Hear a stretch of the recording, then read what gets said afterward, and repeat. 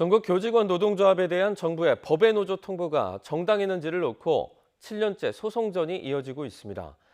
대법원 전원합의체가 변론 절차를 마무리하고 3개월째 숙고를 이어가고 있는데 조만간 최종 결론이 내려질 것으로 보입니다. 조성호 기자입니다.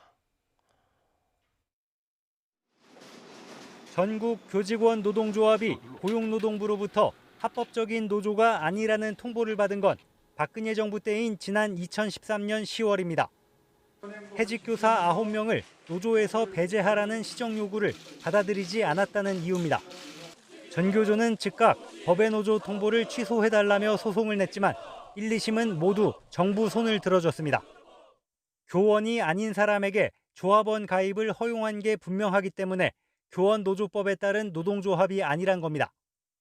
단결권을 침해한 위헌적인 처분이라는 전교조 측 주장은 받아들여지지 않았습니다.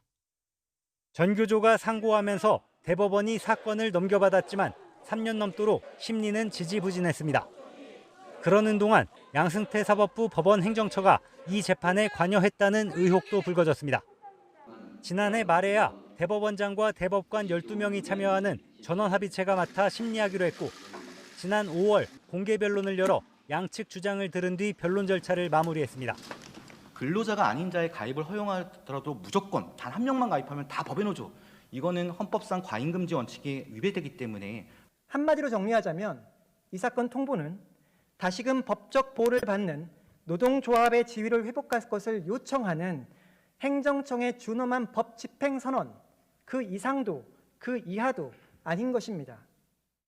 앞서 법의 노조 처분의 효력을 정지해달라는 신청이 받아들여지면서 전교조는 재판이 진행되는 동안 합법 노조 지위를 유지해왔습니다.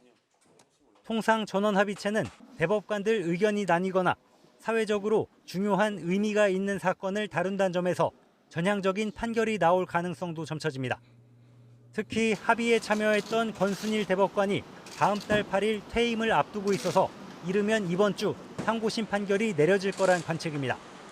전교조가 법의 노조 통보를 받은 건 조합원 6만 명 가운데 단 9명뿐인 해직자 때문이었습니다.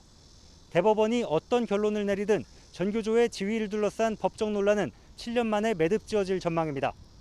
YTN 조성호입니다.